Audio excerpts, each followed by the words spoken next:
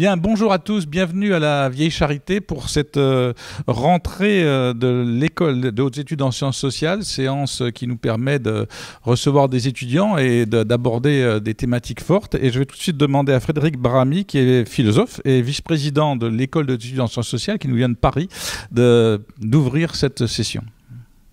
Bonjour à tous, merci. Je me présente, donc je suis directeur d'études à l'EHESS, membre du Centre d'études sociologiques et politiques Raymond Aron, et je suis actuellement le vice-président de l'EHESS, et je suis très heureux d'être à Marseille pour la deuxième fois. J'étais au festival Allez savoir la dernière fois, ça a été un grand moment, je crois, et donc aujourd'hui, revenir à Marseille pour la rentrée, pour cet événement, cette table ronde, c'est un vrai plaisir et aussi un honneur. Je voulais vous dire que depuis quelques années, vous le sentez sans doute et vous allez le sentir encore plus dans les années qui viennent, l'EHESS a décidé d'appuyer complètement, sans réserve et avec enthousiasme, le pôle marseillais de l'école. L'école à Marseille, car il y a une seule EHESS, l'EHESS à Marseille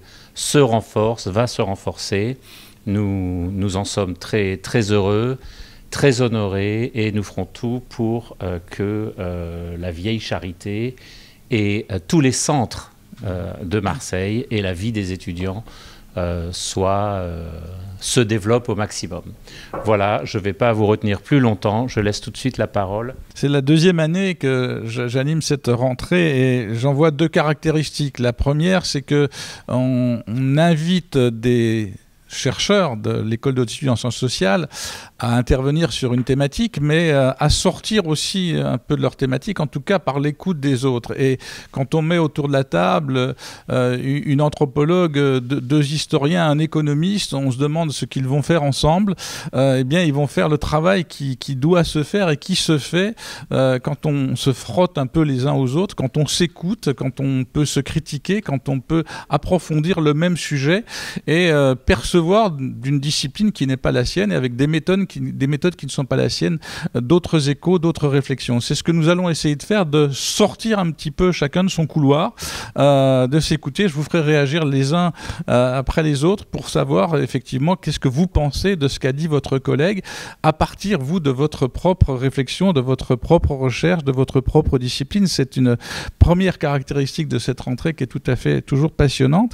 La deuxième, c'est que le sujet que l'on nous met sur la table, la démocratie en question de la représentation politique aux formes de résistance, est un sujet immense qui pourrait faire l'objet de colloques longs et passionnants, de publications et qui a été abordé à de nombreuses reprises, mais qui résonne particulièrement dans cette ville, puisque c'est une ville qui très attentive à la question de la démocratie, qui est irruptive quand on touche à ses droits, qui passe très vite aux formes de résistance, aux formes de disruption, qui est à la fois, qui revendique à la fois ses droits et puis qui transgresse aussi les droits.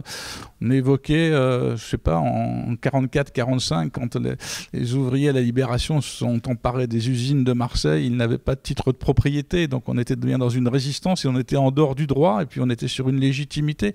Et puis toute l'histoire de Marseille est comme ça. Donc ce thème à Marseille a aussi un écho particulier parce qu'il y a une sensibilité propre de cette ville et une façon de vivre l'histoire que Émile Temim ressentait bien et nous a fait comprendre. Voilà, donc c'est ce que nous allons essayer de traiter. Je vous ai dit que nous avions donc 4 intervenants. J'ai demandé à Catherine Neveu, donc, qui est anthropologue, directrice de recherche au CNRS, de bien vouloir commencer parce qu'elle me semblait avoir le champ le plus ouvert et le plus large pour aborder cette thématique. Les travaux de Catherine Neveu s'inscrivent dans l'élaboration, tant en termes conceptuels qu'empiriques, d'une anthropologie de la citoyenneté, je relevais, et elle a beaucoup traité de la participation des habitants, des mobilisations environnementales, de la citoyenneté européenne.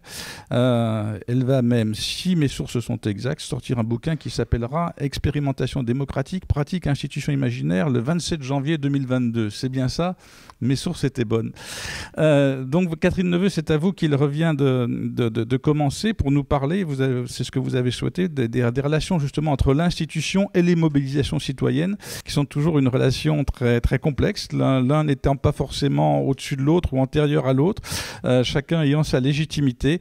Et nous sommes là dans des chocs de légitimité dont vous allez nous parler et vous introduirez ainsi notre débat sur la démocratie en question.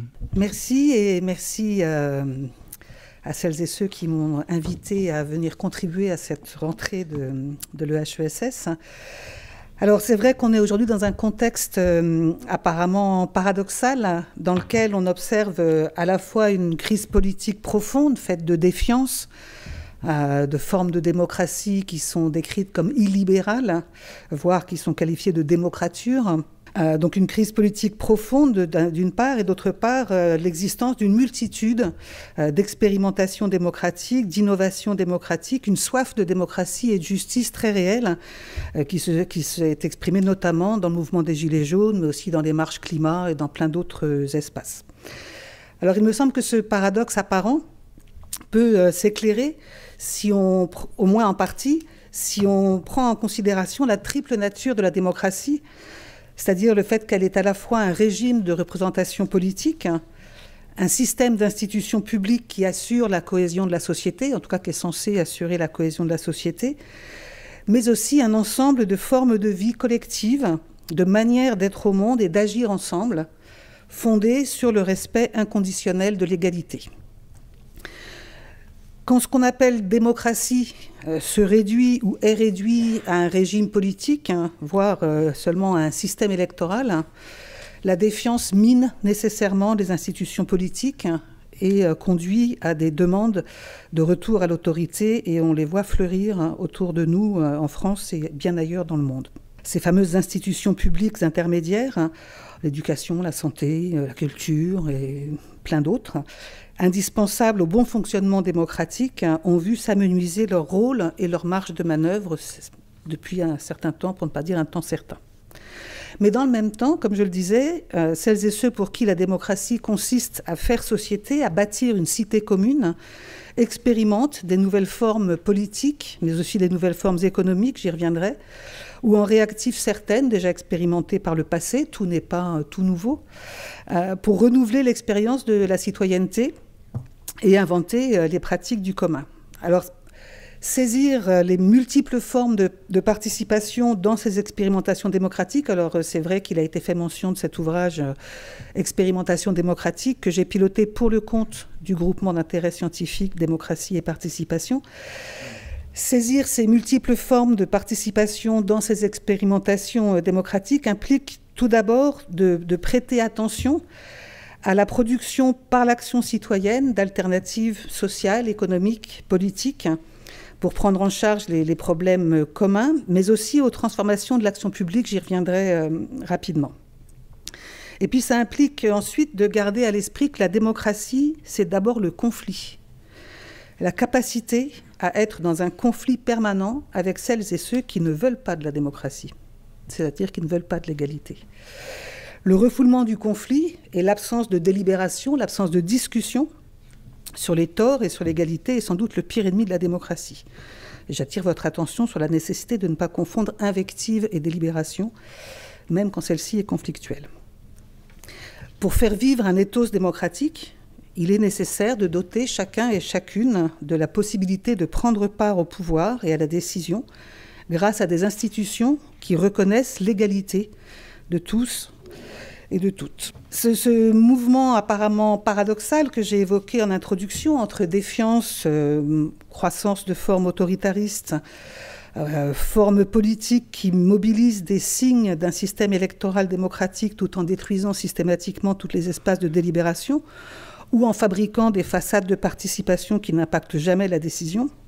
Donc ce paradoxe apparent entre ces phénomènes d'une part et des mobilisations et la floraison contemporaine d'expérimentation et de mobilisation nous oblige donc à revenir à nouveau frais sur ce que nous appelons démocratie, surtout dans le contexte des dites transitions écologiques, numériques. On pourrait faire toute une liste. Et regarder de plus près ces expérimentations présente l'intérêt de reposer certains enjeux centraux à ce sujet. Je vais rapidement en énumérer quelques-uns, on pourra y revenir dans le débat. Une des caractéristiques importantes, me semble-t-il, de nombre d'expérimentations contemporaines est de déplacer la question du logos, de la parole, dans l'exercice démocratique.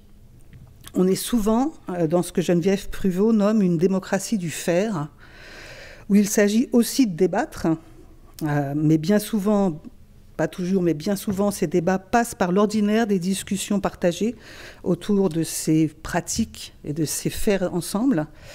Donc il s'agit bien sûr aussi de débattre, mais il s'agit surtout de produire, de fabriquer, de consommer, d'aménager des lieux, de redistribuer autrement.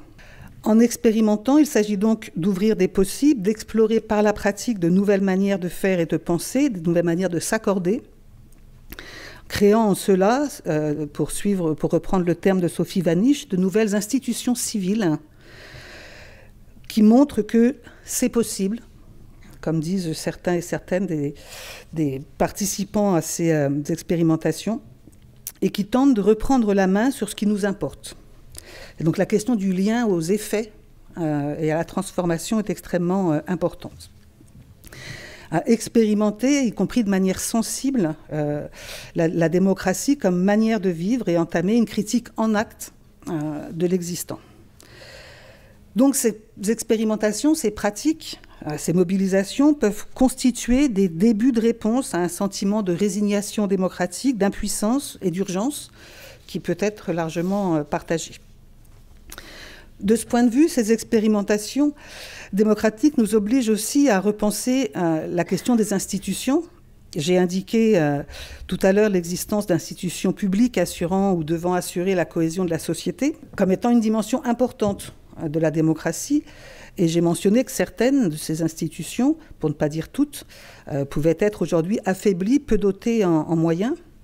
Mais elles peuvent aussi considérer comme inutiles les contributions et les interpellations citoyennes, produire de l'exclusion et de la défiance.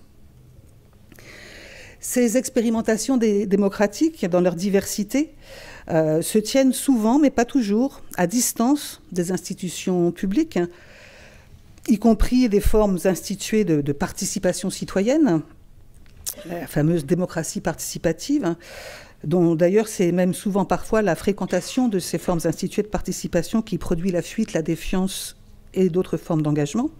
Donc ces expérimentations se tiennent souvent, mais pas systématiquement, à distance des institutions, mais à la fois dans leur pratique et dans les analyses que l'on peut en produire, qu'on soit universitaire ou engagé dans ces expérimentations, dans ces mobilisations. Dans les deux cas, il est important de réfléchir aux circulations, aux formes de coproduction, aux tensions, aux formes de coopération conflictuelles. Et de s'interroger sur la capacité qu'ont les institutions publiques, étatiques, à prendre en compte ces expérimentations pour modifier leur visée et leur fonctionnement, tout en respectant leur autonomie et en reconnaissant leur capacité d'innovation.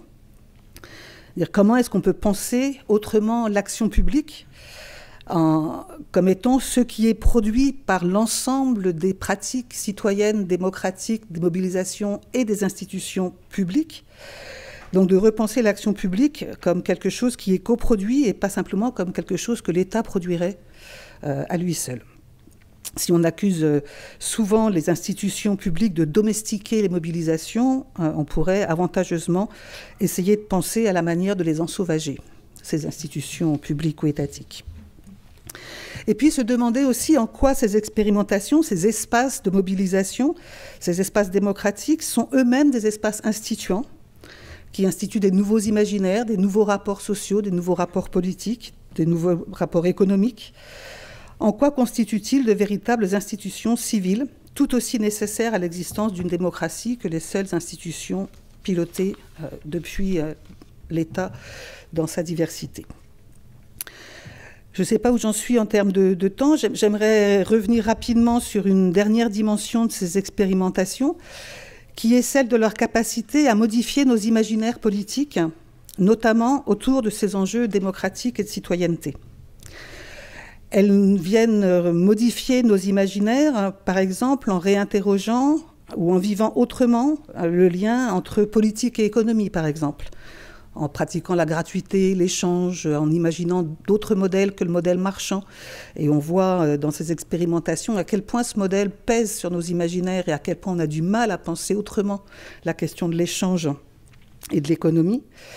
Elle nous invite, ou elle contribue à modifier nos imaginaires aussi en fabriquant des espaces de côtoiement et de friction entre des personnes au profil et au parcours extrêmement différents, en recomposant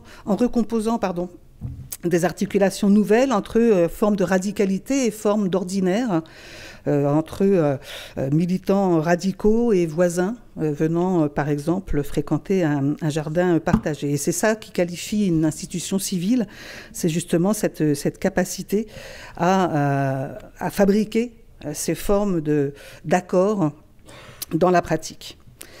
Et puis en formulant aussi en acte une critique de certaines conceptions de la citoyenneté très prégnantes dans notre société, une citoyenneté qui est souvent perçue et conçue comme conformité ou comme mise en conformité, une citoyenneté sacrificielle, une citoyenneté qui serait toute faite de détachement et de capacité d'abstraction vis-à-vis de nos appartenances, alors que ce que nous montrent ces mobilisations et ces expérimentations démocratiques, c'est que ce qui nous engage et ce qui nous fait nous engager dans des pratiques visant l'égalité, c'est précisément des attachements de proximité, des formes sensibles, des régimes du proche, et des engagements qui découlent de ces attachements.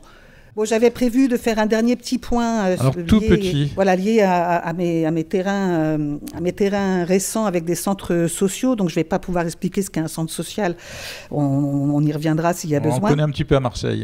Mais juste pour indiquer que ce que j'ai trouvé intéressant pour le mettre en écho avec cette discussion autour de la question de la démocratie et du renouvellement de nos imaginaires, c'est que, pour le dire de manière très brève, ces centres sociaux, comme l'ensemble de la société française, fonctionnent avec une vision assez particulière de l'engagement et de la citoyenneté qui, en fait, se constitue autour d'une figure que j'ai appelée le parcours d'engagement. C'est-à-dire on commence par fréquenter le centre social pour utiliser ses services, puis après on devient bénévole dans le centre social.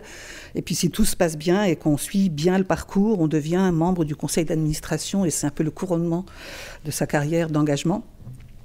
Et c'est une vision, non seulement c'est une figure qui est entièrement calquée sur celle de la démocratie représentative, mais d'une démocratie représentative toute faite de délégations aux plus compétents et un imaginaire de la représentation élitaire.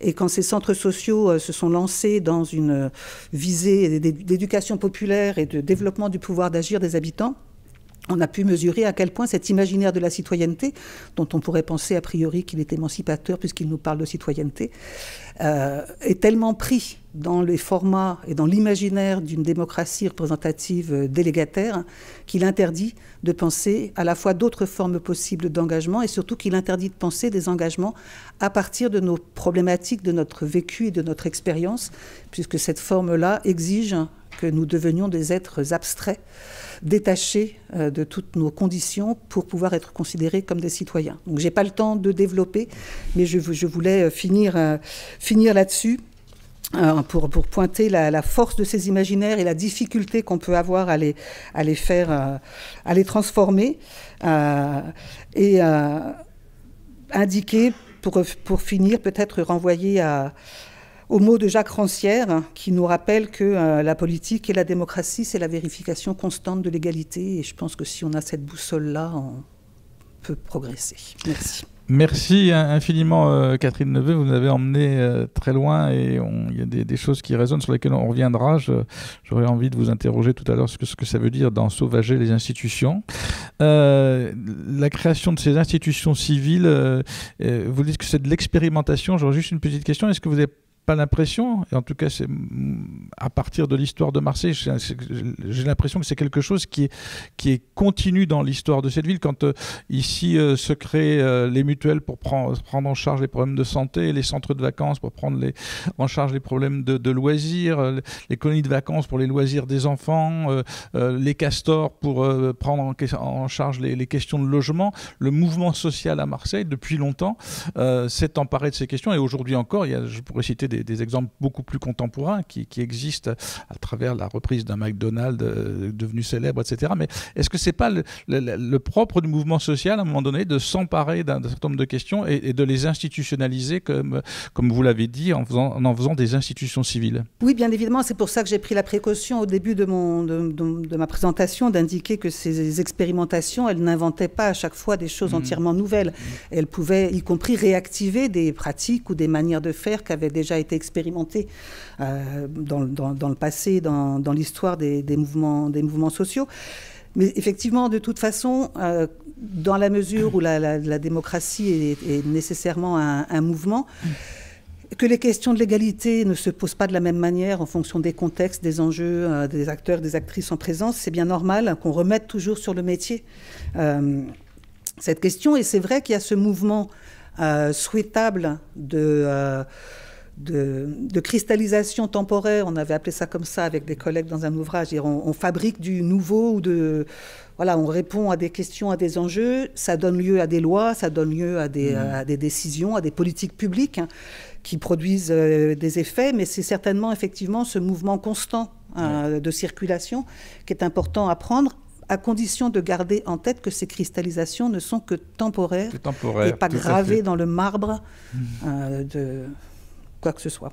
Tout à fait. Merci beaucoup, Catherine Neveu. Vous avez parlé d'égalité et de forme de vie collective. Je crois que ça va résonner avec l'intervention de Raouf Boussekine. Raouf Boussekine, on le connaît comme économiste. Il est économiste en ce moment à la Rennes School of Business. Donc, il a quitté Marseille, on le connaissait bien. Il est toujours économiste à l'AMC, d'après ce que je vois. C'est l'ancien directeur de l'IMERA, membre senior de l'Institut universitaire de France, chercheur associé à l'Université catholique de Louvain, et moi je le connaissais bien comme un économiste qui travaillait beaucoup sur l'économie algérienne, mais là il va nous emmener sur justement ces questions de démocratie, peut-être que l'Algérie l'a inspiré, qui partent de cette vision qu'on peut dire pure peut-être au début d'une révolution, et puis qui arrive à autre chose, notamment à travers le regard de l'économiste, justement, où on transgresse ce besoin d'égalité à travers une mauvaise ou un parti pris d'appropriation des richesses. Raouf Boussekine, je vous laisse le micro. Oui, merci Christian. Non, je te confirme que je n'ai pas... je suis toujours membre d'Aix-Marseille School of Economics, je suis toujours professeur d'université. Voilà. Non, d'abord je remercie la puissance invitante, on va dire les choses comme ça. Oui, alors c'est... j'ai écouté avec beaucoup d'attention ce qu'a dit Catherine. C'est vrai que moi, je vais prendre plutôt l'optique, le prisme qui regarde un peu comment fonctionnent plutôt les institutions, sans tenter de les ensauvager pour le moment. Mais c'est la question que je vais poser à la fin, c'est que nous sommes dans une dynamique où, je crois que tu l'as dit, les formes de démocratie sont de plus en plus baroques. Je vais essayer de préciser exactement ce que j'entends par ces nouvelles formes de démocratie que je daterai de la fin de la première décennie des années 2000. Et évidemment, j'aurai une attention particulière à certaines économies dites rentières sur lesquelles j'ai beaucoup travaillé sur le plan académique et aussi sur le plan non académique, en étant conseiller du Premier ministre algérien sur place. Donc c'est intéressant de discuter de ces choses-là. J'essaierai de vous montrer non pas seulement le point de vue de l'économiste, mais aussi le point de vue, disons, d'un politiste, de quelqu'un qui s'intéresse à la science politique. Donc je vais plutôt mélanger les deux. Alors, ce qui est, en donnant un peu, un peu plus de poids à l'économie, ce qui est intéressant pour un économiste lorsqu'il s'aventure sur ces terrains, qui sont ceux classiques de l'économie politique en vérité, c'est la définition duale, enfin la conceptualisation duale de la démocratie. D'un côté, on a l'aspect je garantis, enfin, la démocratie garantirait les libertés individuelles, les droits individuels.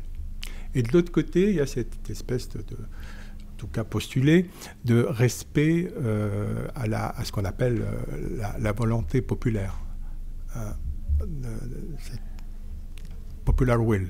Donc ça, c'est les deux choses qui sont un peu duales. Les économistes, ils adorent la dualité parce que d'un côté, il y a l'aspect je respecte l'individu, les libertés individuelles, et donc il y a l'économie étant la science des incitations, il y a moyen de construire tout un système d'incitation pour que les gens accumulent des richesses, en vérité. Et de l'autre côté, il y a l'aspect popular will, où il s'agit aussi de redistribuer des riches vers les pauvres.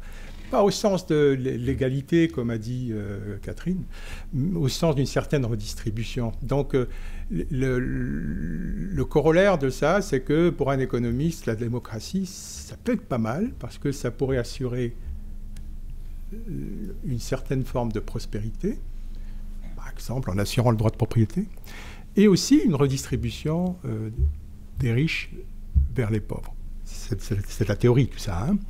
Et donc, lorsqu'on regarde les théories de la transition politique en économie, par exemple, le plus fameux, c'est le bouquin qu'a écrit Daron Acemoglu, qui est un excellent économiste, et Jim Robinson, qui est un politiste. L'idée, c'est que les autocraties ne peuvent pas être viables, parce qu'à un moment ou à un autre, la population va se révolter. Pourquoi ? Parce que la démocratie offre cette garantie de redistribution, etc. Bon, il y a beaucoup plus complexe que ça, mais disons que c'est la théorie la plus naïve qui existe et qui visualise la transition politique vers la démocratie comme ça, sans rentrer trop dans les détails. Hein. Je pourrais le faire après s'il y a des questions.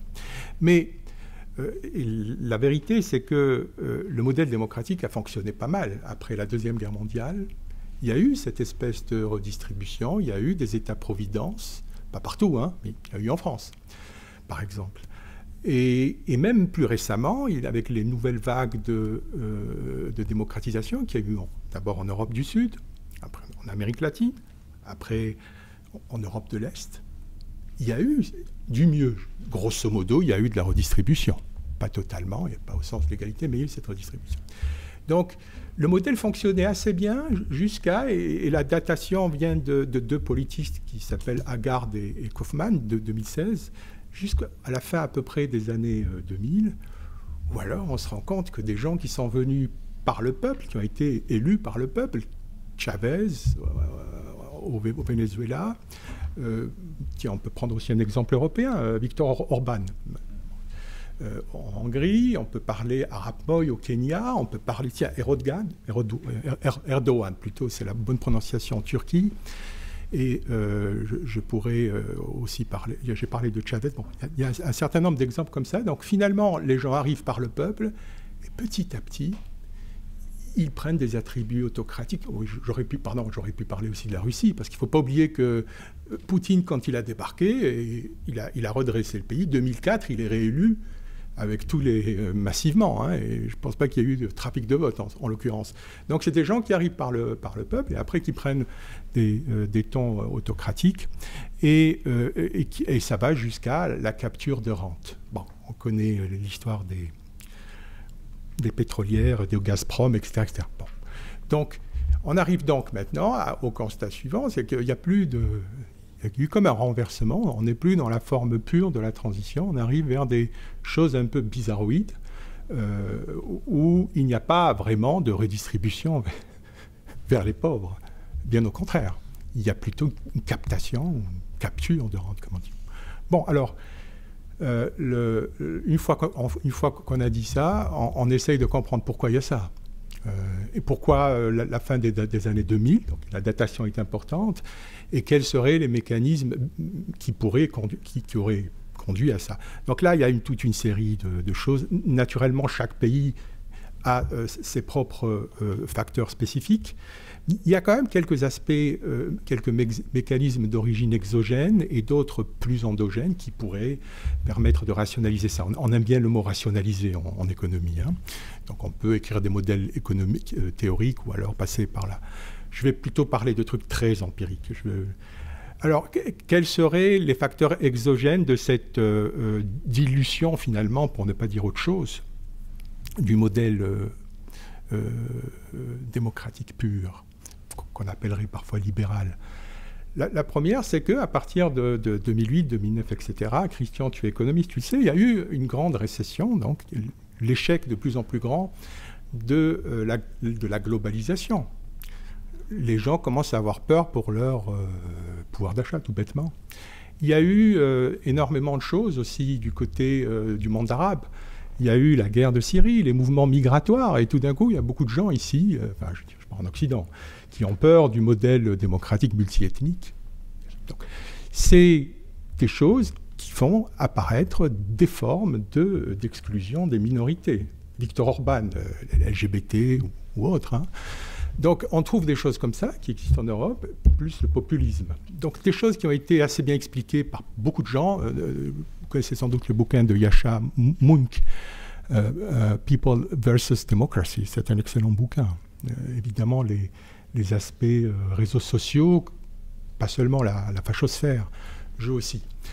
Voilà, donc ça, c'est les aspects exogènes. Il y a des aspects endogènes qui sont, je vais vous donner juste une stat, c'est que si vous regardez un petit peu, c'est un travail extraordinaire qui a été fait par deux politistes, publié dans un bouquin à Princeton University Press, par Albertus et Menaldo, qui explique la chose suivante.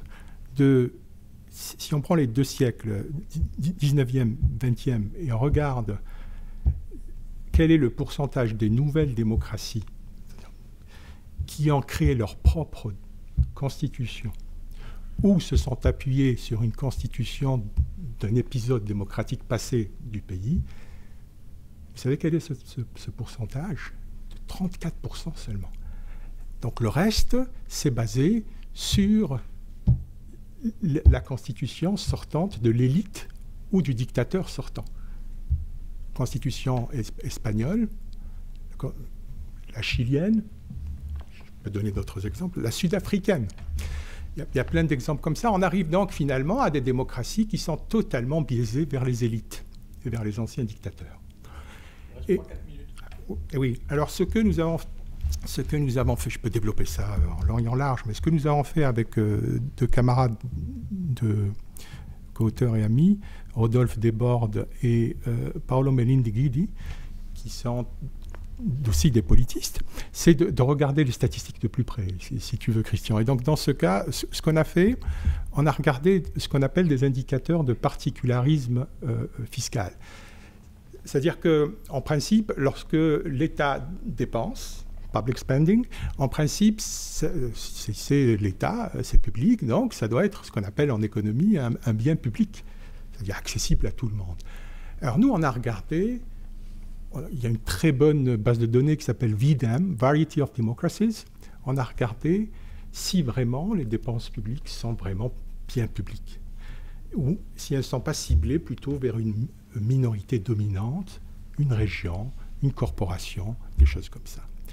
Et il s'avère que c'est un phénomène absolument massif. Bon, évidemment, beaucoup moins dans les pays, on a regardé de 1960 à 2018, beaucoup moins dans les pays européens, parce qu'il y a quand même des lois, il y a un état de droit, mais ça existe.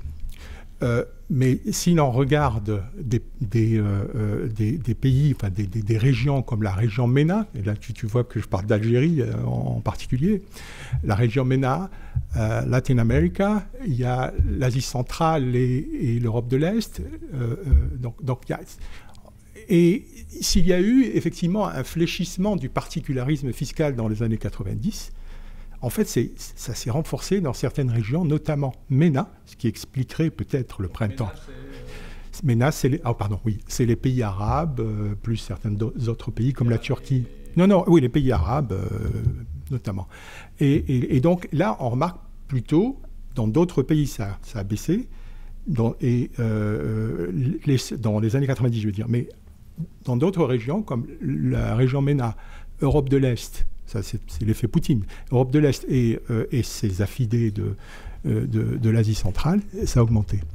Dernier point, et on a regardé aussi, d'où l'abstract que j'ai donné, qu'est-ce qui se passe précisément pour les indices d'exclusion et de particularisme dans les pays qui expérimentent ou qui passent par des révolutions, des mouvements révolutionnaires qui réussissent. Donc on se dit, bon, en principe, s'il y a une révolution, c'est que ça balaye toutes les exclusions, etc. Hein. Et ben non. Et donc ce qu'on constate, c'est que les exclusions persistent et on les quantifie de façon claire, ce qui veut dire que toutes ces démocraties sont en fait extrêmement biaisées vers des minorités dominantes, et nous documentons d'autres faits, peut-être qu'on en parlera plus, et que cet effet pervers, ces fausses démocraties, disons, pullulent dans les pays à fortes ressources naturelles. Merci. Donc vous nous dites que vous avez vu la démonstration que ces démocraties formelles et la perte du fond de ces démocraties se traduisaient pour vous, économistes, quand vous regardez les chiffres, par une montée des inégalités, une fin de la redistribution et de l'aspect du rôle démocratique et redistributif de la démocratie. Ça, vous l'avez vérifié et vous pouvez dire aujourd'hui, ça se voit dans les tableaux de chiffres que vous examinez. Absolument, mais ça, on n'est pas les seuls à le faire. Mais nous, ce qu'on a fait systématiquement, c'est de regarder certains indicateurs de particularisme fiscal, j'insiste là-dessus. Ce que fait Thomas Piketty c'est pas exactement ça. Hein. Nous, on regarde vraiment, est-ce que la dépense publique sert à tout le monde et non pas à des groupes en particulier. Et tout ça pour introduire en vérité, pour aller vite, à des théories que nous avons construites de minorités dominantes qui finalement conditionnent tout le jeu, disons, pseudo-démocratique qu'il peut y avoir. Et ça, on peut parler après de patronalisme à la Henry Hale ou des choses comme ça, mais c'est probablement le patronalisme qui régit l'Algérie jusqu'à maintenant. Merci Raouf Boussekine pour cet éclairage. Je vais donner la parole à Stéphane Durand. Vous êtes historien à l'Université d'Avignon. Vous avez beaucoup travaillé sur Montpellier et sa région. Vous êtes co-directeur du centre Norbert Elias. Vous m'avez dit que j'étais co-directeur parce que vous aviez été avant. Alors le centre Norbert Elias, il fédère des chercheurs issus de différentes disciplines convaincus de l'unité des sciences humaines et sociales. Dans ce que j'ai lu, c'est bien ça. Et c'est ce qu'on essaie de faire ici et de croiser.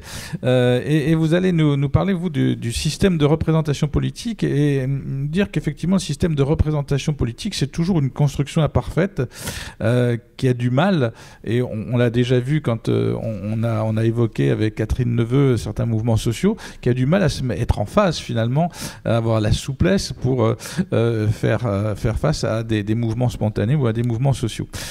Stéphane Durand, c'est à vous. Merci beaucoup. Alors je voudrais moi aussi, à mon tour, remercier la puissance invitante de cette table ronde.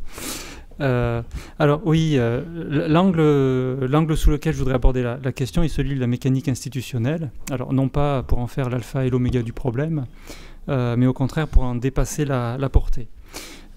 Alors je préviens tout de suite, pour ce qui est de mon entrée en matière, je ne suis pas spécialiste d'histoire contemporaine ni particulièrement du mouvement des Gilets jaunes, mais au moment de ce mouvement, j'ai été interpellé par l'argument selon lequel si les Gilets jaunes voulaient se faire entendre, ils n'avaient qu'à jouer le jeu démocratique, ils n'avaient qu'à se plier aux institutions de représentation. Alors, je voudrais partir de cet argument et dire qu'une contestation... demander aux Gilets jaunes de se plier au jeu démocratique, c'était dire qu'une contestation était légitime à partir du moment où elle recourait au canon institutionnel de l'expression politique. Et c'était donc prétendre que la mécanique institutionnelle avait toute la capacité à épuiser, à donner droit à toutes les revendications qui pouvaient sourdre dans la société. C'était finalement donner...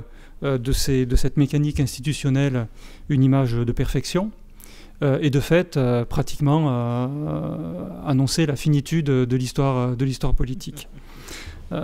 Ça m'a rappelé l'époque où j'ai commencé ma carrière d'enseignant en lycée et où le programme de terminale consistait à expliquer aux élèves combien la démocratie occidentale était belle et parfaite. C'était le début, alors c'est pas un hasard, c'était le début des années 90. Alors, évidemment, cette posture-là consiste à fétichiser le droit constitutionnel, d'une part, et c'est surtout méconnaître le temps long des constructions politiques, et en particulier celui de la démocratie. Alors, pour remonter très très loin dans le temps, alors je suis historien moderniste, mais j'ai un petit peu de culture sur les autres périodes, il faut quand même remarquer que ce temps long des constructions politiques, et notamment de la démocratie, ce temps long n'est pas linéaire. Depuis, si je prends une perspective européenne, depuis la Rome républicaine où on vote régulièrement, jusqu'aujourd'hui, il y a eu quand même des coups d'État, des révolutions, des régimes monarchiques, et donc on ne peut pas dire qu'il y ait une linéarité dans cette évolution. Ce temps long n'est pas non plus à sens unique. On peut rappeler, et c'est rappelé à l'envi, qu'à la République de Weimar a succédé le Troisième Reich. Et ce temps long n'a pas non plus de fin, sauf à considérer que nous serions aujourd'hui dans une démocratie, entre guillemets, presque parfaite. Et je rappelle, là encore pour donner un recul historique, je rappelle qu'on a pu considérer en 1793 en France que la démocratie était pratiquement idéale, grâce au suffrage universel, tout en oubliant que la moitié de l'humanité ne votait pas. Donc cette sacralisation de la mécanique institutionnelle est évidemment une fausse perspective.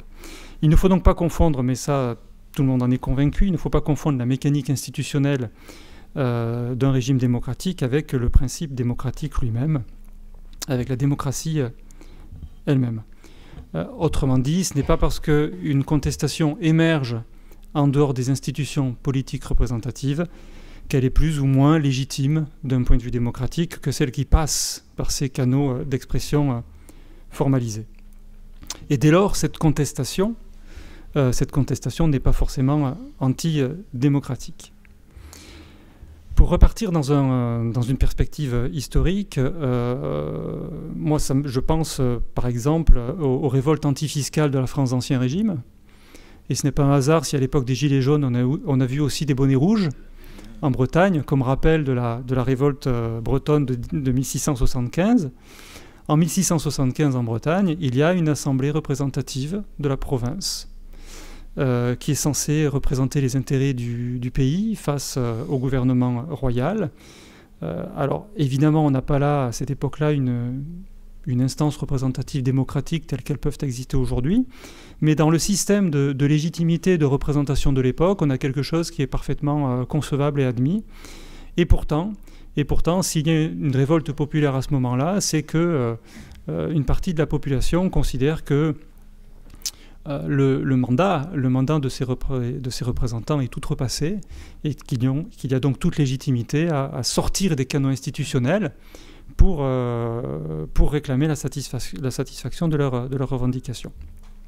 Alors l'issue est bien connue, hein, les bonnets rouges sont écrasés enfin, la répression est sanglante, on érige des gibets et les victimes se comptent par milliers. Alors vous me direz là, mon exemple est monarchique, mais si je fais un petit saut dans le temps, au temps de la Révolution française, on peut citer le cas de la fusillade du Champ de Mars, où après la fuite du roi arrêté à Varennes, des pétitionnaires, et le droit de pétition est reconnu à l'été 1791, des pétitionnaires viennent réclamer la destitution du roi et l'Assemblée nationale, la Commune de Paris font donner la garde nationale qui tire sur les manifestants. On a un système qui est réputé démocratique et qui débouche pourtant sur ce qu'on peut appeler un massacre. Donc les institutions représentatives, si on remonte dans le temps, évidemment dans des systèmes de légitimité différents, ces institutions représentatives ont beaucoup de mal à accepter que des protestations se déroulent en dehors des canaux dont elles dominent finalement le fonctionnement. Et je pense qu'on débouche là sur la question véritablement sur la question de la représentation. Et c'est un petit peu le chemin qui est fait entre les deux exemples que je vous ai donnés. En fait, on est là, dans les deux cas, dans une crise du système de représentation. Et c'est intéressant de l'observer à ce moment-là en France, parce que c'est justement le moment où on abandonne ces institutions d'Ancien Régime représentatives qui sont là, j'insiste, pour fabriquer du consensus, tout simplement parce qu'on estime à ce moment-là que la représentation sert à consentir, elle sert à créer l'harmonie. Et on passe de ce système-là à un système qui est né de la Révolution française et qui impose le dissensus, le conflit, mais avec des règles, cette fois-ci, pour s'entendre et pour faire émerger une décision majoritaire. Et on est bien là dans un moment clé. On a une évolution de la représentation et surtout on construit cette démocratie du conflit. Enfin, cette démocratie qui est synonyme, et ça fait écho à ce que disait Catherine Neveu. La démocratie, c'est le conflit. C'est effectivement le conflit, mais avec des règles pour surmonter les aspects les plus dramatiques de ce conflit. Je pense donc à ce moment-là, à propos de ce problème de représentation, qu'il y a deux perspectives qui peuvent être tracées. La première, c'est qu'il faut manifestement permettre à la représentation politique d'être la plus à même d'exprimer les revendications qui, faute d'être satisfaites, deviennent des contestations du système. Et il s'agit tout simplement de bâtir un système de représentation qui soit le plus proche des aspirations des populations. On est, et depuis très longtemps, et même bien avant la Révolution française, on est dans des systèmes de représentation qui sont duels, au sens où on fait coexister la représentation mandat, ce qu'on appelle la représentation mandat, où on donne mandat à des représentants pour prendre des décisions à la place du groupe. Donc on a ce type de représentation qui est mêlée à la représentation incarnation. En fait, la représentation incarnation où les représentants sont censés être le miroir en petit, le miroir réduit de la population qui est représentée. Alors ce n'est pas le propre en fait des régimes démocratiques les plus contemporains. Les assemblées représentatives de la France monarchique étaient aussi sur cette dualité, puisque à la fois les représentants avaient mandat, et en même temps ils étaient incarnation au sens où, puisqu'on concevait que la société était divisée en clergé, noblesse, tiers-état, les assemblées étaient divisées en trois groupes, députés du clergé, députés de la noblesse, députés du tiers-état. Donc on a toujours cette dualité d'une représentation mandat et d'une représentation incarnation.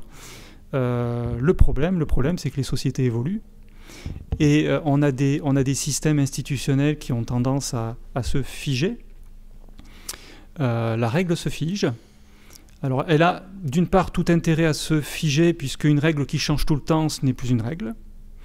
Les périodes révolutionnaires l'enseignent bien, que ce soit l'Angleterre du XVIIe ou la France du XVIIIe, enfin de la fin du XVIIIe.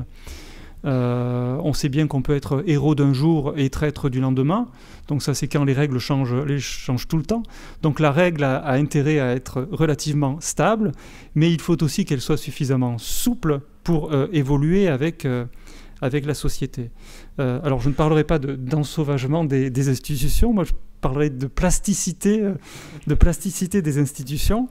Et cette plasticité est d'autant plus difficile à obtenir qu'on le sait là aussi, on a quantité d'exemples historiques.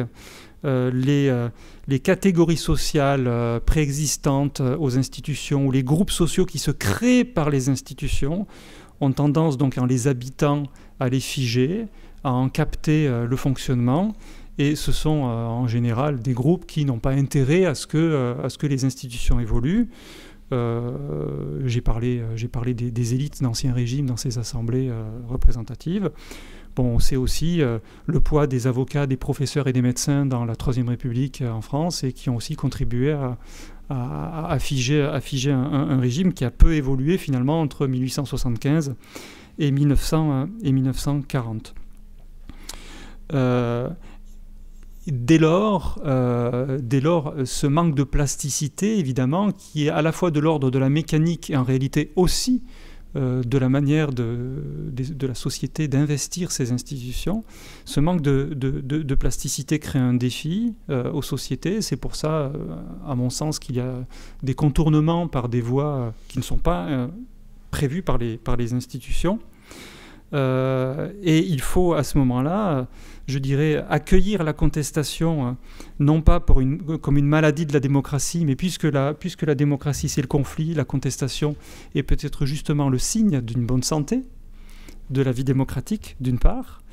Et il faut aussi accepter que s'il y a une contestation, des revendications qui s'expriment dans le jeu démocratique, il faut aussi accepter que la règle du jeu elle-même rentre dans le champ des contestations. Et c'est ce que les exemples des régimes politiques successifs depuis la Rome antique montrent, je crois, assez bien. Merci beaucoup Stéphane Durand de nous avoir entraînés dans ces réflexions sur la nature de nos institutions, sur alors non pas leur ensauvagement mais leur plasticité, on retient bien, sur leur contournement. C'est aussi une stratégie, des stratégies de mouvements sociaux, de mouvements culturels, d'acteurs de terrain, de se dire finalement les institutions étant ce qu'elles sont, nous contournons, pas forcément en étant dans l'illégalité, mais en considérant qu'on va installer des contre-pouvoirs ailleurs. C'est quelque chose de tout à fait réel et vivant que l'on voit tous les jours dans la société française. Et après, est-ce qu'effectivement, à un moment donné, ils ne rencontrent pas l'institution? Parce que forcément, quand on veut faire durer un certain nombre de choses, il faut que ça passe dans l'institution. Arundhati Virmani, vous allez nous emmener bien loin. Vous êtes une historienne de l'Inde, vous êtes enseignant-chercheur à l'école de hautes études en sciences sociales à Marseille, c'est ça? Vous êtes une historienne de l'Inde coloniale et contemporaine, vous enseignez donc à l'école de hautes études au campus de Marseille. Vos travaux portent sur la construction d'une culture démocratique en Inde, ai-je lu, et on va parler de comment on perçoit ce continent, ce pays que l'on connaît mal, où on a perçu que c'était effectivement un lieu commun, la plus grande démocratie du monde, et à une démocratie libérale avec des modes d'exercice du pouvoir qui sont tout à fait particuliers, avec le mot d'incarnation, peut-être que je reprendrai de votre propos qui reviendra certainement dans ce que vous allez à nous dire, et c'est vous qui allez nous expliquer un petit peu à partir de cette expérience comment cette crise de la démocratie peut se passer dans ce grand pays.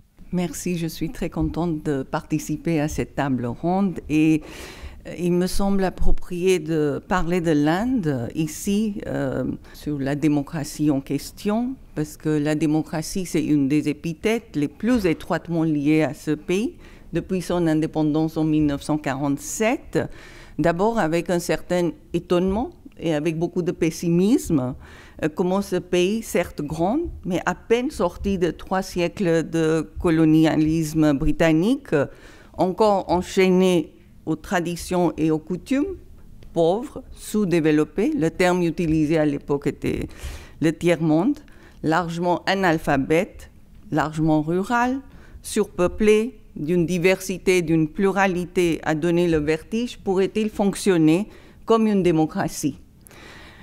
Et pourtant, même les grands théoriciens comme tel Robert Dahl, qui ne retrouvaient ces éléments que dans les pays développés de l'Occident, acceptaient que l'Inde soit une exception dans le monde, en Asie, et surtout dans le paysage des pays récemment décolonisés qui avaient tendance à sombrer dans l'autoritarisme, le militarisme ou, au mieux, l'instabilité politique. Donc, certes, l'Inde est restée fidèle au principe des élections, avec participation, contestation, parfois violente, élections qui sont au cœur des démocraties dès 1952.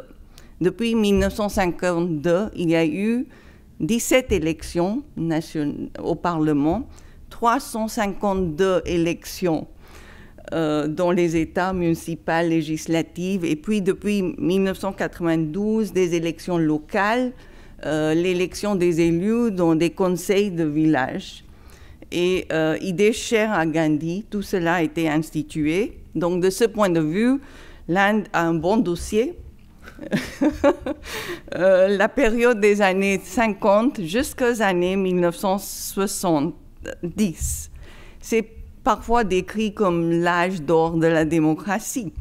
Une justice indépendante, même si le système judiciaire était inadéquat et très long, une presse libre très plurielle, des élections régulières, dotées d'une forte participation et des multiples partis politiques et des candidats.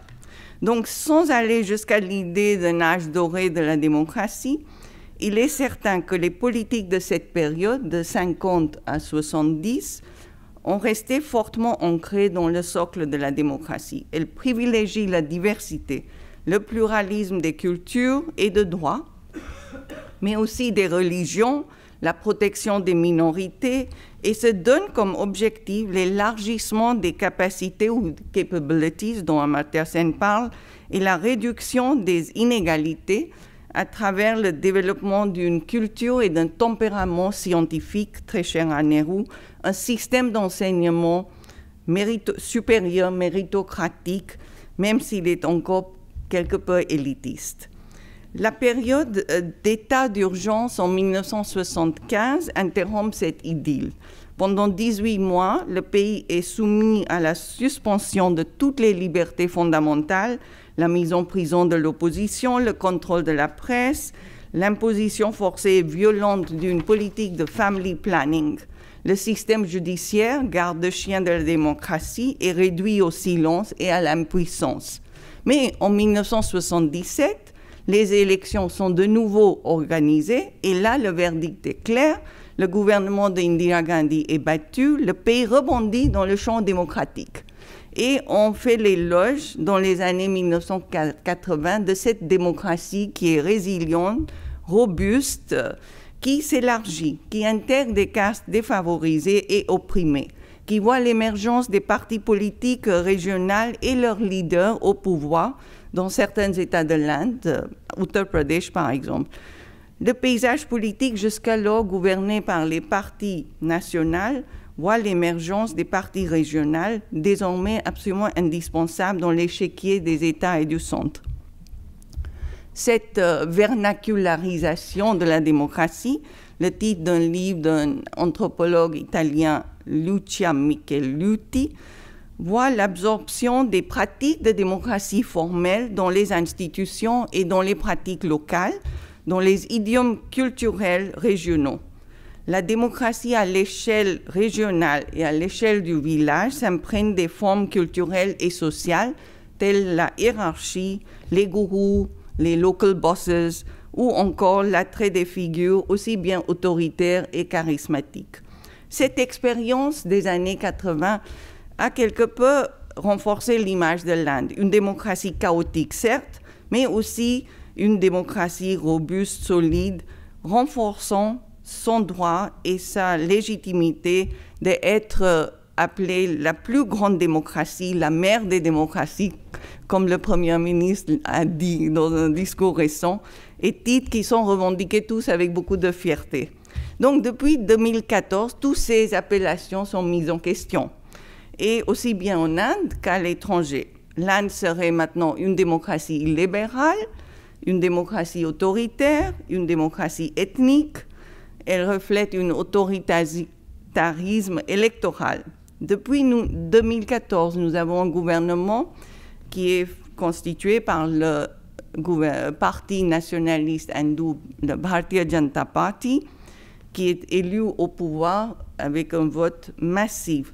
Nous avons vu apparaître toutes les caractéristiques de ce que le sociologue britannique Colin Crouch a identifié dans son livre Post-Democracy, toutes les caractéristiques de post-démocratie, qui signifie le paradoxe qu'au nom de la démocratie, il y a une pratique consensuelle pour effacer les formes d'action démocratique. Les aspects formels de la démocratie restent en place, mais la politique et le gouvernement sont aux mains des groupes privilégiés, ce qui encourage les contestations en dehors des institutions.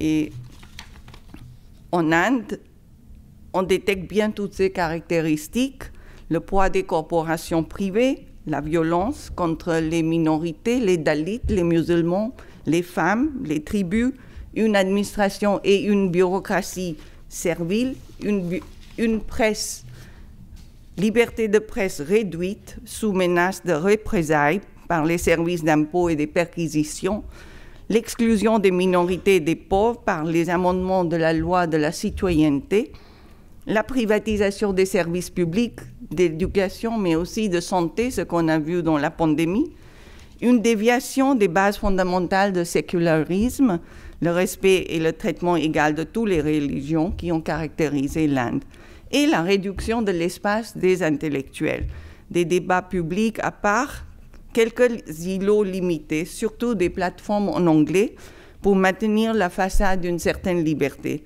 Le débat aussi récent que hier à India International Center à Delhi sur l'espace intellectuel qui consistait d'une conversation entre un haut fonctionnaire maintenant en retraite et poète pas retraité et le sociologue Ashish Nandi se plaignait de la célébration et la reconnaissance de l'ignorance par le gouvernement actuel. Et ça, c'est un exemple de ces îlots de liberté que j'ai évoqués tout à l'heure. Donc, la réponse à ces dérives a consisté en des vagues de protestations de masse à travers l'Inde.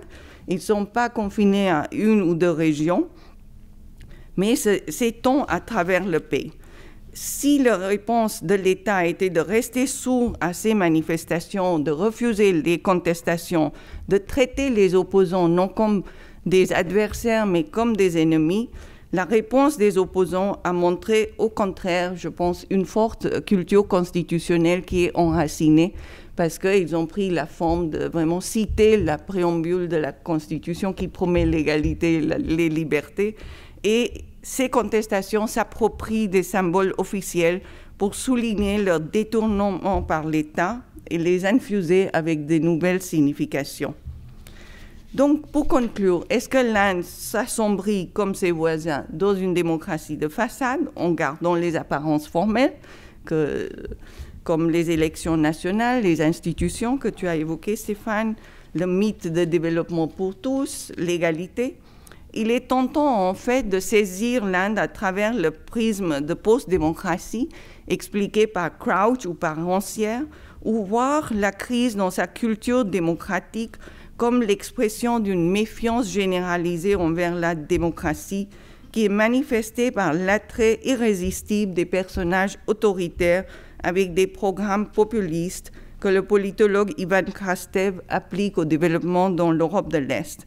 En fait, ces tendances ont toujours caractérisé la démocratie indienne et incarnées par les leaders politiques tels que Indira Gandhi, mais il y en a eu MGR, le grand chief minister de Tamil Nadu, ancien acteur, suivi de Jayalalitha, son successeur. Il y a eu T.N. Ramarao, chief minister de Andhra Pradesh. Il y a eu Mayawati, chief minister de Uttar Pradesh. Mamata Banerjee aujourd'hui. J'aimerais indiquer, pour conclure, quelques signes qui peuvent faire espérer que ces dérives et ces questionnements du modèle démocratique sont mitigés par quelques facteurs opposés. Pour ne pas terminer sur un ton trop pessimiste, je pense qu'un facteur signifiant et un élément très important, c'est la force des partis régionaux. À Delhi, au Bengale, dans le sud, au Tamil Nadu, où le parti au pouvoir, le BJP, a souffert des défaites significatives. Dans tous ces États, les gens ont voté pour des programmes de développement et pour la performance, et plutôt que sur des critères de la religion. Dans le Tamil Nadu, le chief minister, malgré son nom M.K. Stalin, a mis en place des programmes extrêmement innovateurs de développement et un conseil des économistes internationaux, dans lequel Esther Duflo. Donc, il faut aussi souligner le pluralisme et la diversité qui sont les chiens de garde de la démocratie en Inde. Ils constituent un amortisseur contre l'autoritarisme absolu. Ces traditions historiques résistent à l'uniformité et la démocratie indienne est en fait maintenue par une interaction complexe et un équilibre entre des pressions transversales qui reconnaissent les cultures régionales, les langues, les clans, les communautés et qui entraînent des loyautés très diverses. Cette multiplicité a soutenu la démocratie tandis qu'un projet nationaliste fondé sur une communauté, une religion, une langue affaiblit clairement la démocratie. Aujourd'hui, c'est cette multiplicité et cette diversité qui est à risque. Ce n'est pas un modèle très répandu peut-être en Europe, mais c'est défendu dans les champs des élections, mais aussi par la succession des contestations et des protestations qui revendiquent les politiques par consultation et non pas par imposition ou avec l'alliance de quelques acteurs économiques et quelques acteurs puissants.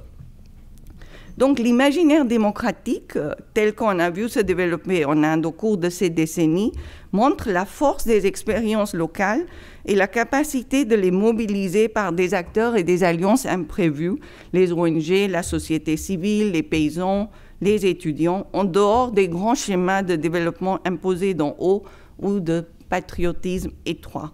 Et il me semble que dans cette crise de démocratie, ces éléments offrent l'espoir d'élargir et consolider par la démocratie, par la participation avec la contestation, par l'élargissement des capacités, par la revendication des égalités.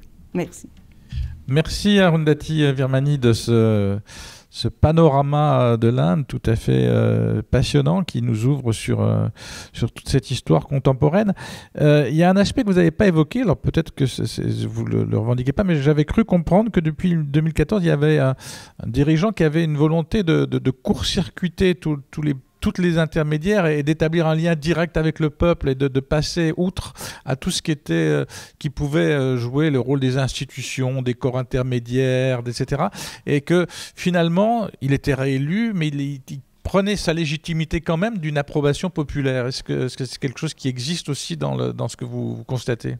Oui, mais je pense que la force de tous ces mouvements contestataires est aussi un signal que ça ne marche pas. Ça ne marche pas toujours. Complètement. Voilà, c'est une bonne nouvelle. Merci en tout cas de ce panorama. Qui voudrait réagir par rapport aux différentes interventions qu'on a entendues? Qui veut Stéphane Durand, Raoul Boussekine, Catherine Neveu? Vous avez envie de réagir sur l'Inde, par exemple?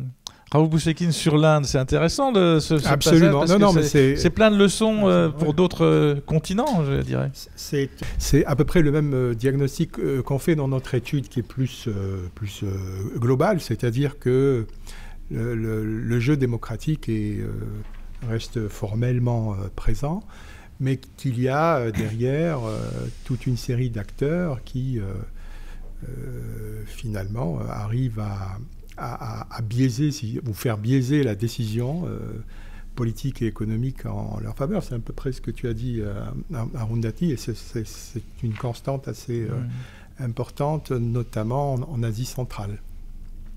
Stéphane Durand, j'ai retenu que vous avez dit c'est pas un hasard si dans les années 90 on croyait, on mythifiait la démocratie, etc. Et donc je me suis refait mon histoire parce que mon histoire, moi je suis plutôt du XXe siècle, je suis né au milieu du XXe siècle et je me disais mais oui, la démocratie pour moi c'était quelque chose qui était un progrès inéluctable, c'est-à-dire qu'on pensait, je sais pas, Boussekine, je pense qu'on devait partager ça, on se pensait qu'inéluctablement ça allait continuer à avancer et finalement il y a quand même des faits historiques quand on les reprend qui nous donnaient raison, quoi.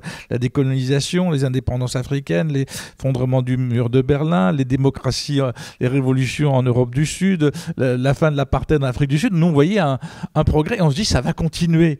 Oui, on pensait que ça va continuer. Malheureusement, je crois qu'avec les années 2000, ça n'a pas continué et ce chemin qu'on percevait comme étant un chemin qui allait forcément gagner la planète ou forcément s'élargir est quelque chose qui s'est grippé et qui, même par certains, alors est camouflé comme dans l'Inde où on va toujours se réclamer de la démocratie. Je vois même que dans un coup d'État en Guinée récent, il est fait au nom de la démocratie. Le coup d'État en Guinée, c'est extraordinaire. Mais il y en a d'autres qui ne prennent pas la peine. Erdogan ne prétend pas être un grand défenseur de la démocratie. Tu as cité les exemples hongrois, etc. Ce sont des gens qui font feu de tout bois et qui finalement assoient leur légitimité au-delà d'un idéal démocratique et qui ne partagent plus finalement avec le reste des valeurs qui peuvent être ceux de l'Europe ou d'autres. Donc il y a une histoire un petit peu différente qui s'est cassée à ce moment-là. Alors pour vous le dites 2014, mais pour d'autres pays c'est à d'autres moments et je crois qu'il y a quelque chose qui a fortement évolué. En fait, l'idée de cette avancée de démocratie dans cette vision whiggish, ça va amener à une redistribution vers les pauvres et plus d'égalité.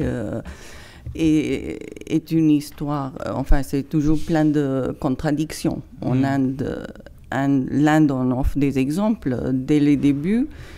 Comme a dit le théoricien du constitutionnalisme B.R. Ambedkar, la vie démocratique de la démocratie en Inde sera remplie de contradictions. Et c'était le cas dès le début.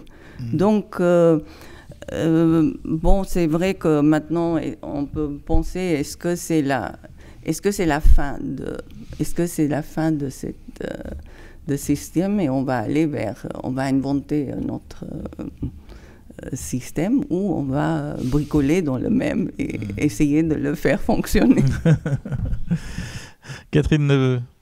Oui, juste, je pense qu'effectivement, dans ce qu'on a entendu là, nous rappelle aussi qu'un ensemble de procédures sans ethos démocratique ne produit pas de démocratie. Et que ça, c'est quand même un... Et effectivement, moi, j'ai été très sensible à ce que disait Stéphane Durand sur la plasticité nécessaire et le fait qu'une fabrication d'un système de représentation ou de participation qui, à un moment donné, peut correspondre à une problématique, à des enjeux, à des aspirations, peut très bien, 3 ans, 4 ans, 5 ans, 10 ans après, ne plus correspondre et donc doit nécessairement être transformé. Et je pense qu'on a encore plein de ressources. La question, c'est celle de notre capacité collective de réaction et de résistance quand même, hein, parce que les choses vont vite. Mais la conférence citoyenne sur le climat, par exemple, si on prend cet exemple-là pour le cas français, a été un exercice démocratique extraordinaire, où des citoyens ordinaires ont pu démontrer leur capacité à saisir des enjeux complexes, formuler des avis, faire des propositions législatives. Donc on a quand même eu là un exercice d'innovation démocratique assez important. Le problème, c'est que son lien à la décision, on va dire, est extrêmement élastique. Et alors ça, pour fabriquer de la défiance et de la distance avec les institutions, c'est particulièrement efficace. Tout à fait. Oui, pour réagir à cette idée qu'effectivement, au début des années 90, il y avait toute une série de signes qui étaient très, très encourageants. Je crois que la perspective historique de long terme rend particulièrement prudent. Hein.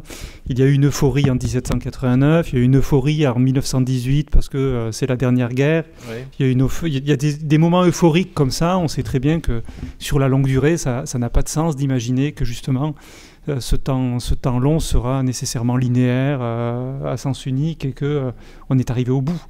Donc, je pense que c'est Régis Debray qui dit que c'est les moments fraternité et qu'ils sont rares.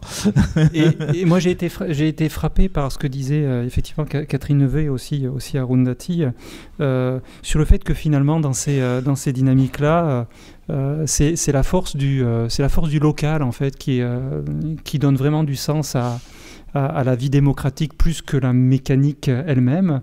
Et j'avoue que j'ai été particulièrement intéressé par cette idée de la démocratie du faire, où c'est vrai que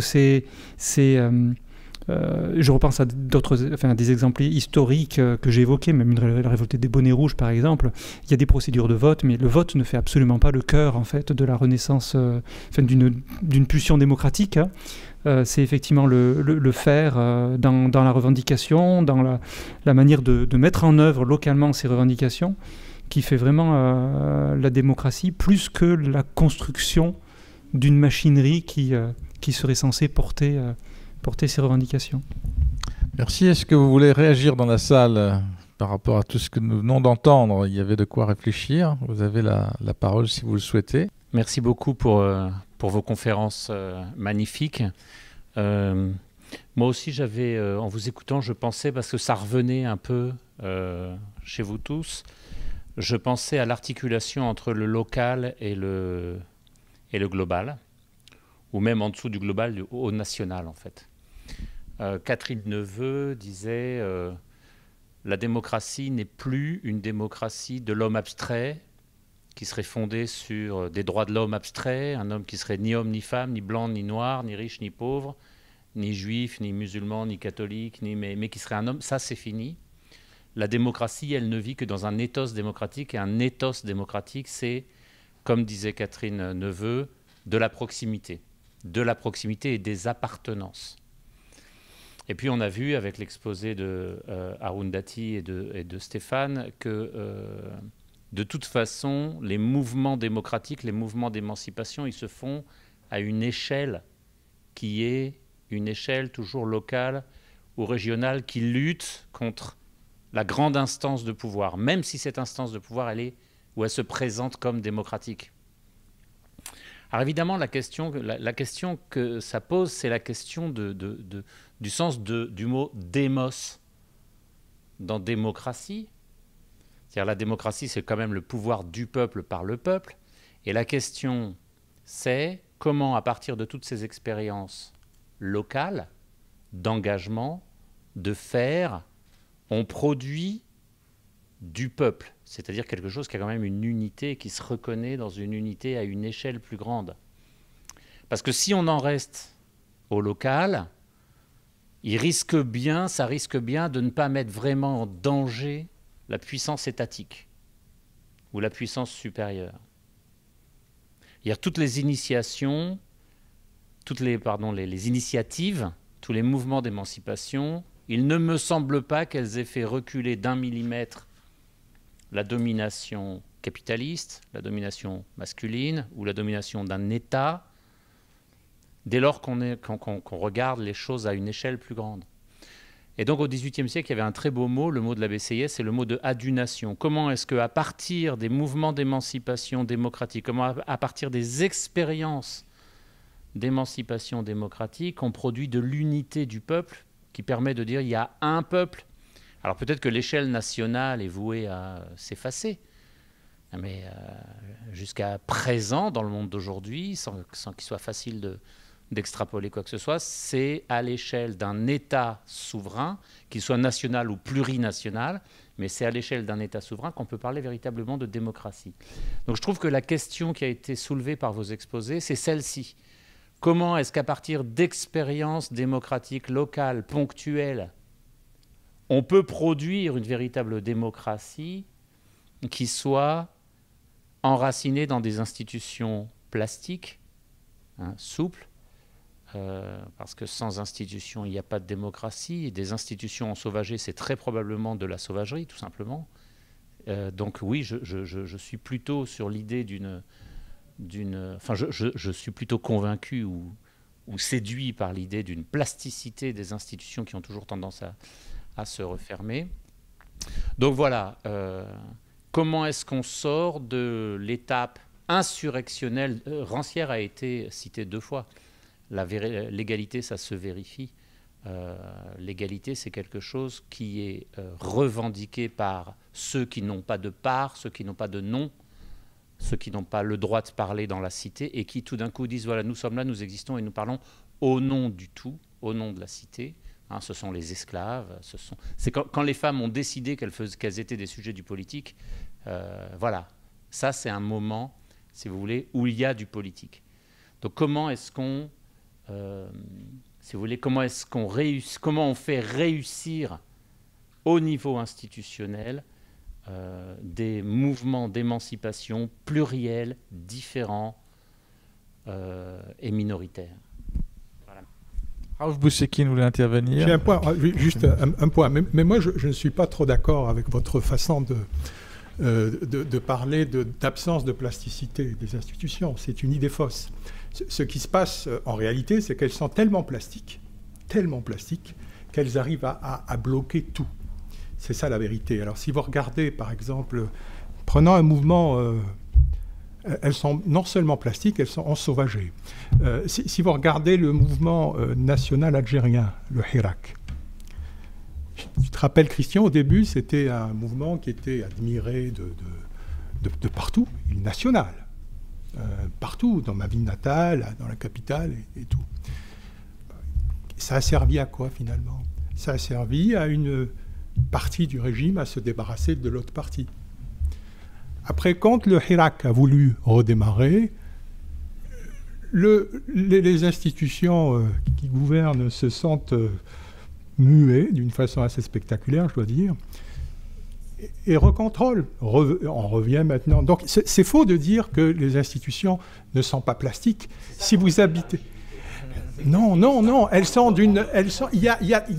Il faut lire quelqu'un comme Henry Hale, qui a travaillé sur les régimes post-soviétiques, et vous allez voir la façon avec laquelle ces régimes se transforment, se métamorphosent pour garder le contrôle, en passant non, mais ça, c'est fascinant de lire Henri Hale. Et donc, c'est faux de dire qu'elles sont plastiques, mais malheureusement, pour bloquer le changement. Catherine Neveu. Oui, alors il y aurait énormément de choses à ajouter dans la discussion. Alors, je pense d'abord qu'il faut qu'on revoie notre manière de penser le local, parce que si on regarde... Alors, c'est une vraie question, cette question de par quelle forme de taches d'huile, de connexion, de fédération, de je ne sais quoi, de cumulativité des expériences ou des expérimentations ou des pratiques localisées vont pouvoir produire du changement à une échelle plus globale. Mais quand on regarde beaucoup de ces expérimentations, elles sont à la fois extrêmement localisées, elles ne sont pas locales, elles sont localisées, ce n'est pas la même chose. Et ça circule énormément d'une expérimentation à l'autre. Ça circule sans arrêt. Et ça a des effets au-delà d'un seul endroit. Donc effectivement, la question, c'est comment on produit. Alors je ne sais pas si un peuple, au sens de 1789 ou 93, comment on produit une communauté politique. Après, je pense qu'il faut aussi mesurer...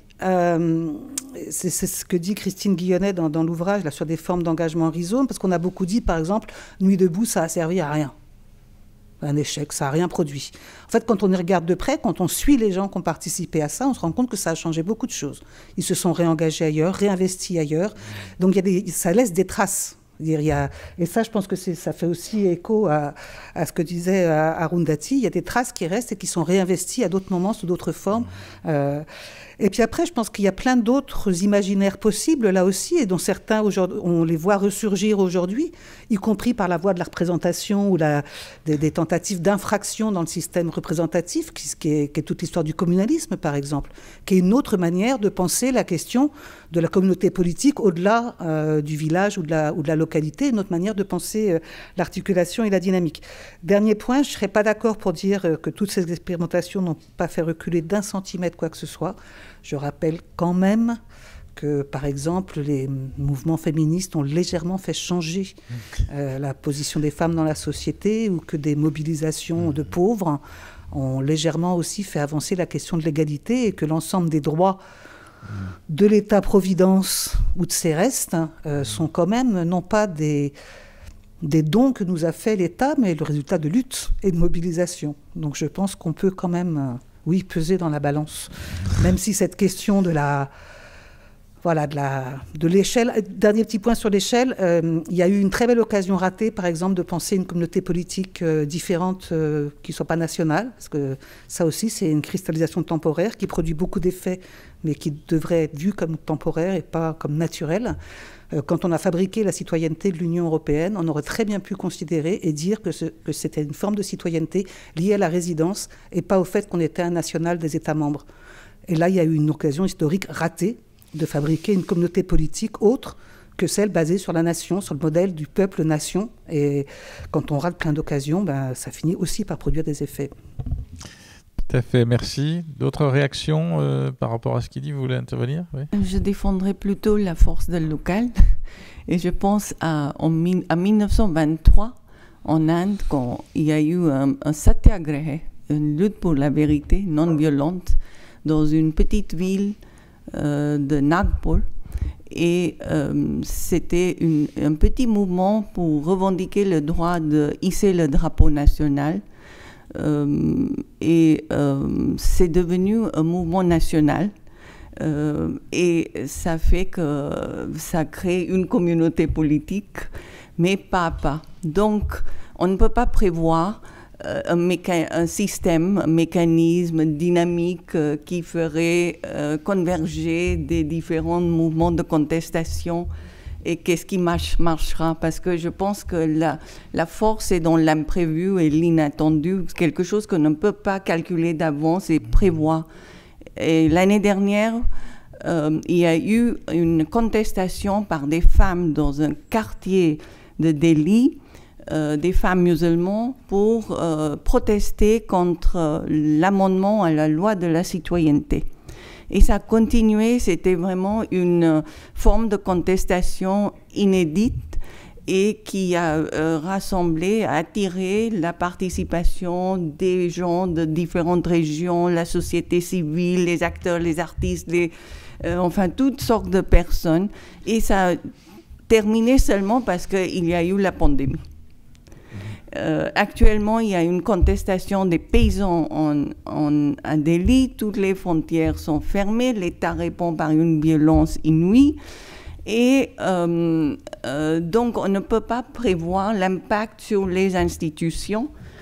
Tu as raison de dire que les institutions s'adaptent. Et ce qu'on a vu en Inde, intégrer toutes les castes défavorisées, etc.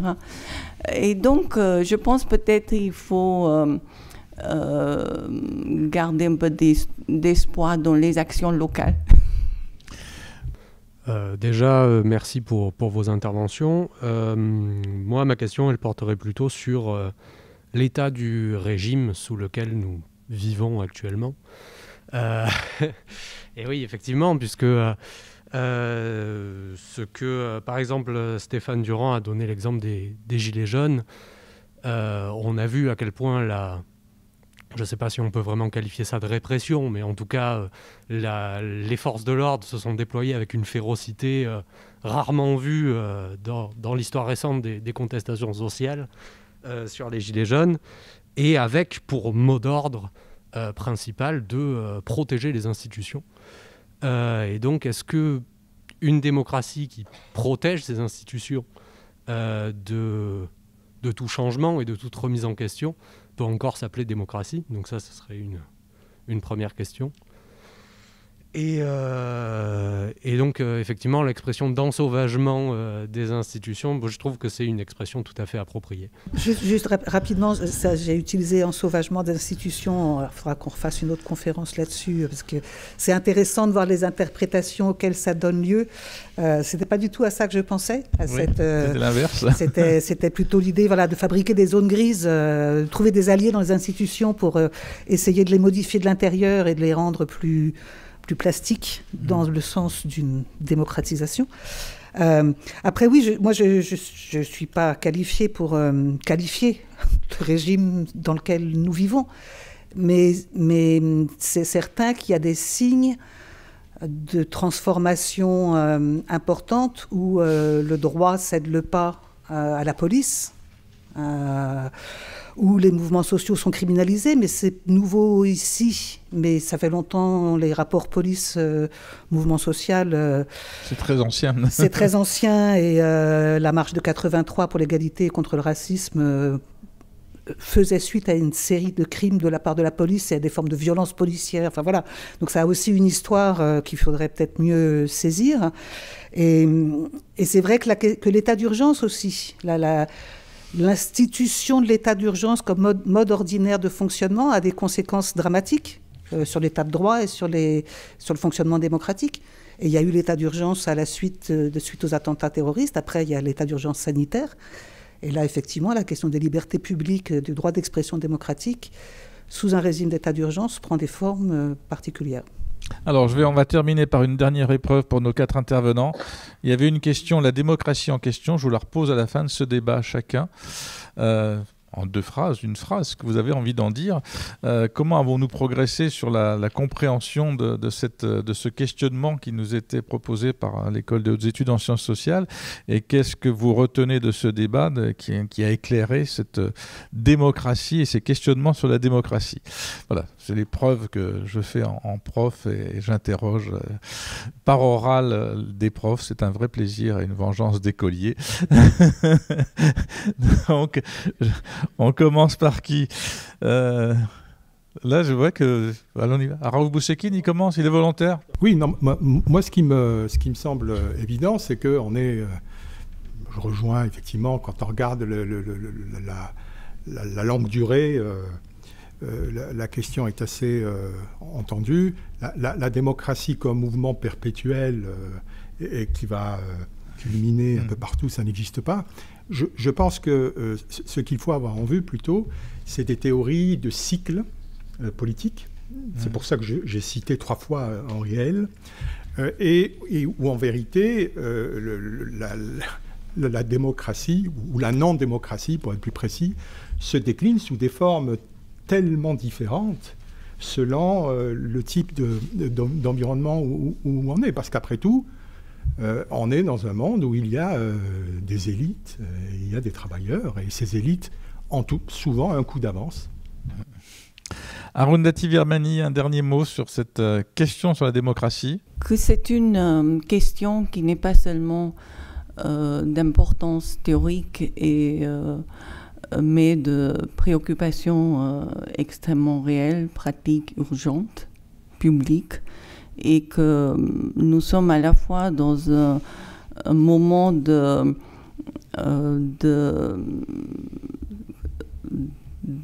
contrôle absolu et de redéfinition en faveur de certains groupes, et d'autre part une vague de résistance très forte, et donc je parie sur la vague de résistance. Merci de terminer là-dessus. Stéphane Durand. Mais pacifique.